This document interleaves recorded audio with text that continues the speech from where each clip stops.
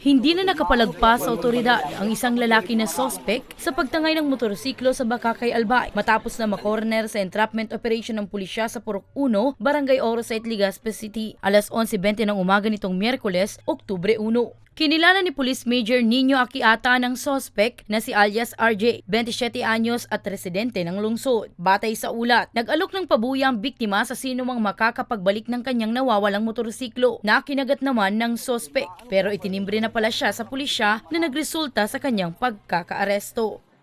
Lampas 9, nag-travel na po agad yung mga operatiba natin tsaka investigator natin para isagawa po yung entrapment operation. And fortunately, lahat po sumang-ayon sa plano natin.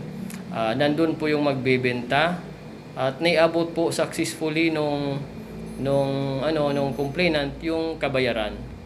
Nung inabot nung kinuha na po nung suspect yung bayad, yun na po nagsitakbuhan yung operatiba natin at put into arrest yung suspect po natin.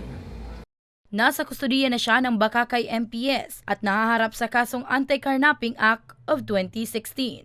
Maging responsible tayo na mga vehicle and motor owners.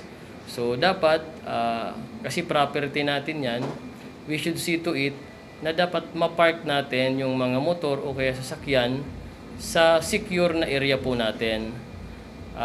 Doon naman po sa mga prevention tips natin, kung if ever na nakawan po tayo kaagad, huwag po tayo mag-atubili na mag-report po kaagad sa station.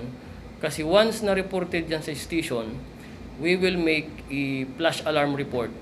No?